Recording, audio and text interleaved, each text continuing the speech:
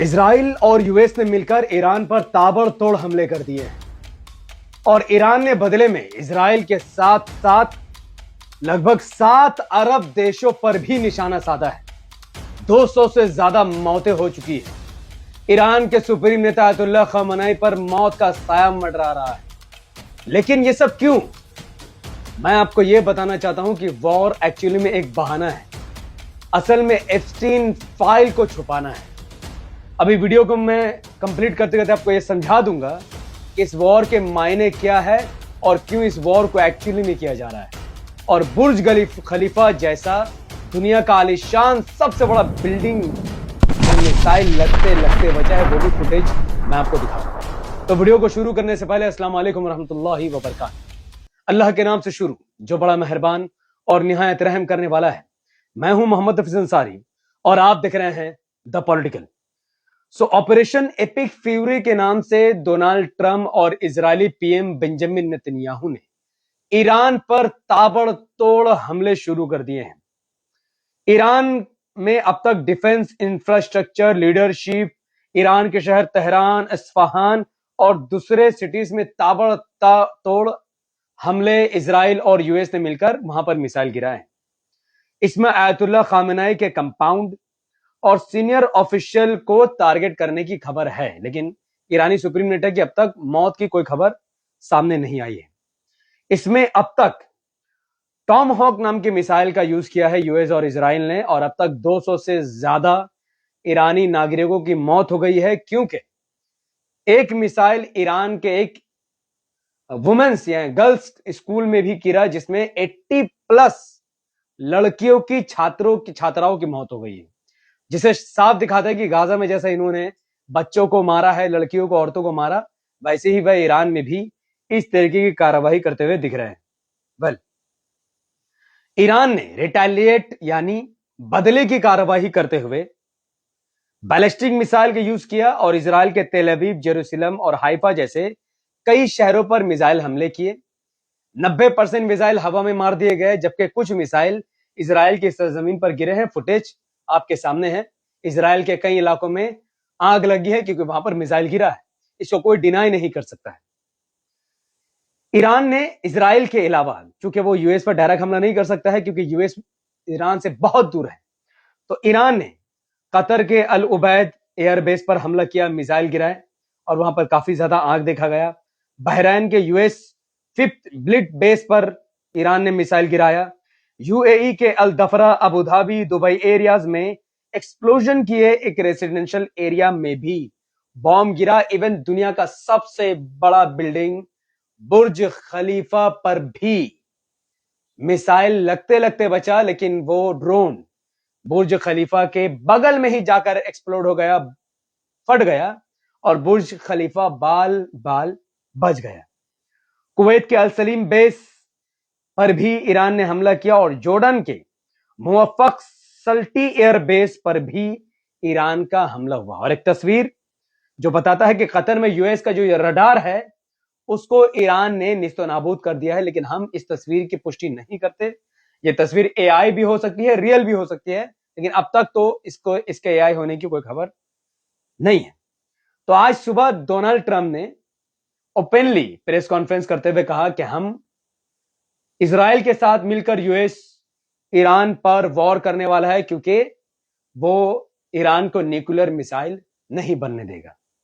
लेकिन हकीकत ये नहीं है। हकीकत ये नहीं है कि इजराइल या फिर यूएसए डरता है इस बात से कि ईरान न्यूक्लियर मिसाइल बना लेगा, इसलिए वो उन पर हमला करे। हकीकत ये नहीं, क्योंकि 1995, 2001, 2002 और बाकी लगभग 20 सालों में कई बार बेंजामिन नेतन्याहू ने यह दावा किया है कि ईरान न्यूक्लियर मिसाइल बना रहा है, बना लेगा।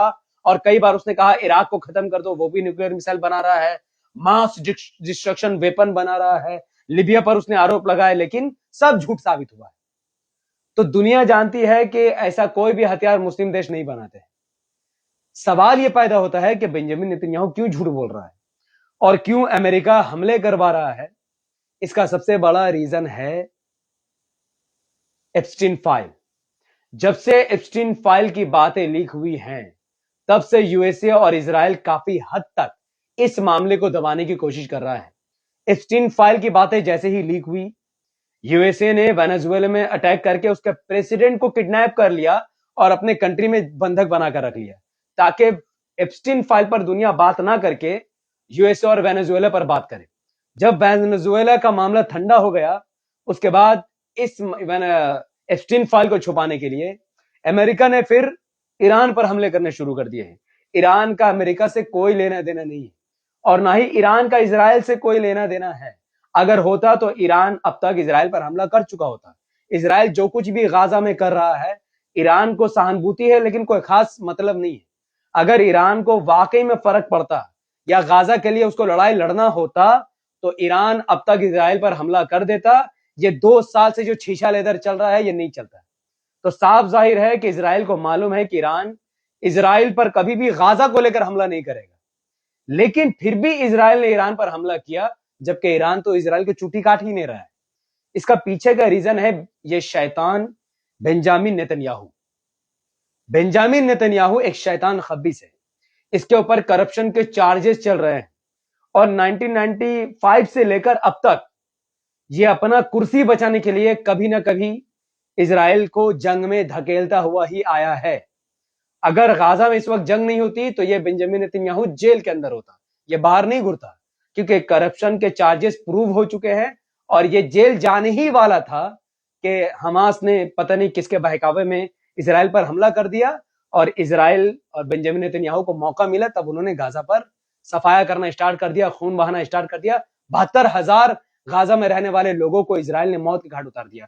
वो 72,000 में से 1% हमास के लोग होंगे, जबकि 99% आम फलस्तीनी नागरिक है जिनका हमास से या फिर इजराइल से कोई लेना ही देना नहीं था, लेकिन उनको मौत के घाट उतार दिया, क्योंकि जंग जितना लंबा चलेगा इजराइल के पीएम बेंजामिन नेतन्याहू की कुर्सी उतने दिन तक बची रहेगी। तो गाजा का तो मामला खत्म हो चुका है, गाजा को 90% उन्होंने साफ कर दिया है। तो अब जंग को बढ़ाने के लिए बेंजामिन नेतन्याहू ने जबरदस्ती ईरान पर हमला किया है और इजराइल ये बात जानता था कि ईरान इजराइल से ज्यादा हमले उन अरब देशों में करेगा जो सुन्नी बहुल अरब देश है, लेकिन ईरान उन पर, इसलिए आप सोचते होंगे भाई हो सकता है ईरान शिया है और ये सुन्नी अरब देश है इसीलिए वो हमले कर रहा नहीं। आपको नॉलेज के लिए मैं आपको बता दूं कि ये जितने अरब देश जिसमें कतर, बहरीन, यूएई, कुवैत और जॉर्डन में और ओमान में अब तक जो ईरान ने हमले किए हैं वो शिया सुन्नी की वजह से नहीं, बल्कि वहां पर यूएस का एयर बेस है, वहां पर यूएसए की आर्मी रहती है, यूएसए के बहुत सारे लोग रहते हैं, इसलिए वहां पर ईरान बड़े तादाद पर हमले कर रहा है। अब आप सोचोगे अरब देश में यूएस बेस क्यों है, यूएस की आर्मी क्यों है, तो उसका पीछे का रीजन खुद ईरान है। ईरान का शुरू से ही अरब देशों से बहुत पुराना झगड़ा रहा है। अगर अरब देश में यूएस मिलिट्री बेस नहीं होगा तो ईरान कब का अरब देश पर हमला करके उसको खत्म कर चुका होता। मजबूरी में अरब देशों ने यूएस यानी अमेरिका के सोल्जर्स को वहां पर पाल के रखा, उनको पैसे देते हैं, सैलरी देते हैं ताकि वह उनके नेशन की कब्जा करे, क्योंकि इन अरब देशों के पास बहुत ज्यादा टेक्नोलॉजी या वेपन या ज्यादा वो जंग लड़ने के लायक है ही नहीं, क्योंकि तेल निकला 100 साल पहले, तब से ये लोग उनका काम चला रहे हैं। तो अरब देशों में यूएस की बेस क्यों है, क्योंकि ईरान से इनको खतरा था। और अब अरब देशों को ये चीजें महंगी पड़ रही है, क्योंकि अब ईरान अपने हमले इजराइल से ज्यादा अरब देशों पर कर रहा है, क्योंकि यहां पर उसको यूएस से बदला लेना है, यूएस में डायरेक्ट मिसाइल नहीं जाएगा, लेकिन अरब देश में जो यूएस एयरबेस है वहां पर वो हमले कर सकता है। इसीलिए ओआईसी 57 मुस्लिम देशों ने ईरान जो हमले कर रहा है उस पर कंडेम किया है। हालांकि इनको कंडेम करना चाहिए किस पर, ईरान पर हो रहा है हमले को लेकर, इजराइल पर, यूएस पर ये कंडेम कर रहे हैं इस पर। भाई जब देखिए ठीक है, कुछ मिसाइलें इधर उधर होंगी, कुछ मिसाइलें भटकेंगी, कुछ ड्रोन अपना रास्ता बदलेगा, टेक्नोलॉजी पर पूरा विश्वास नहीं करते तो वो रेसिडेंशियल एरिया में बॉम्ब गिर सकता है, रेसिडेंशियल एरिया में एक्सप्लोड हो सकता है, नो डाउट। लेकिन ज्यादातर हमला यूएस के एयरबेस पर हुआ है, आपके कंट्री के अंदर है ठीक है, लेकिन वो तो यूएस का एयरबेस है। तो 57 मुस्लिम देशों ने कंडेमिनेशन का एक लेटर जारी किया है और ईरान से नाराजगी दिखाई है, और अब ये जो वॉर है ये एक लेवल ऊपर उठने वाला है। देखिए यूएसए का जो जितना मिलिट्री जहाज, वेपन्स है, वो सब ईरान के करीब आ चुका है। अरब देश बहुत हाईली चांसेस है कि वह भी ईरान के साथ हमले में आ जाए। कोई गारंटी नहीं है इनका। अगर ईरान अरब देशों पर हमला बढ़ाएगा तो ये लड़ाई अरब देश, इजराइल और यूएसए वर्सेस ईरान हो जाएगा, और इसमें नुकसान सिर्फ और सिर्फ मुस्लिम उम्मा का होगा, इंसानियत का होगा, दुनिया का होगा। दुनिया थर्ड वर्ल्ड वॉर के करीब बढ़ जाएगा। तो ईरान को अब कौन बचा सकता है? ईरान को अब बचा सकता है चाइना एंड रशिया। इसके अलावा और कोई ईरान को फिलहाल बचा नहीं सकता है। ईरान को न्यूक्लियर मिसाइल की जरूरत है जो चाइना और रशिया के पास है। अब ईरान को अपना जहन का यूज करते हुए अरब देश को साथ में लेकर के, इजराइल और चाइना और रशिया को साथ में लेकर के इजराइल और यूएसए के खिलाफ जंग लड़ना होगा, क्योंकि बिकॉज इजराइल ईरान को प्रोवोक कर रहा है कि वो हमला बढ़ाए अरब देश में भी और इजराइल से भी, ताकि बेंजामिन नेतन्याहू ज्यादा दिन तक कुर्सी में बना रहे। तो मैप देख के आप समझ गए हैं कि जितने आसपास ईरान के मुस्लिम ममालिक देश, अरब देश हैं, वो सब यूएस के आर्मी को अपने पास रखते हैं ताकि ईरान से उनको बचाए, और अब ईरान लगातार उन पर हमले कर रहा है। तो ये बहुत सीरियस मैटर और खबर है। आयतुल्ला खामेनी के दामाद की इसमें मौत हो गई है, और उसके बहू की भी इसमें मौत हुई है, और उसके कई रिलेटिव की भी इसमें मौत हुई है, ऐसी खबर है, चर्चा है, जो इंशाल्लाह नेक्स्ट वीडियो में बताऊंगा। उनके बहुत हाई कमांडर के भी इसमें शहीद होने की खबर आई है। तो ये था पूरा report USA Israel and Iran conflict को लेकर, और मेरा मानना है ये सब कुछ एप्स्टीन फाइल के मुद्दे को दबाने के लिए और शैतान बेंजामिन नेतन्याहू अपना कुर्सी बचाने के लिए कर रहा है। इस पर आपकी क्या प्रतिक्रिया? मैंने किसी का साइड नहीं लिया है। मैं एक मुसलमान हूं और मैं ईरान के साथ खड़ा हूं। मैंने किसी का साइड नहीं लिया है। जो सच्ची खबर थी, जो रिपोर्ट थी, जो मेरा विजन था, वो मैंने आपको बताया है। अब आप कमेंट पर अपनी राय रख सकते हैं इस पूरे वॉर को लेकर। जितना ज्यादा आप कमेंट करेंगे उतना ज्यादा बेहतर होगा चीजों को समझने के लिए कि आपके दिमाग में क्या चल रहा है। जो हमारे चैनल पर नए थे उसे सब्सक्राइब करके बेल आइकन को हिट कीजिए। अगर फेसबुक पर इस वीडियो को देख रहे थे तो इसे लाइक और फॉलो करके 5 बड़े ग्रुप में शेयर कीजिए, और मुझे अपनी दुआ में रखें। बहुत बहुत शुक्रिया। अस्सलाम वालेकुम, बरकात। मैं था मोहम्मद हफीज अंसारी और आप देख रहे थे द पॉलिटिकल।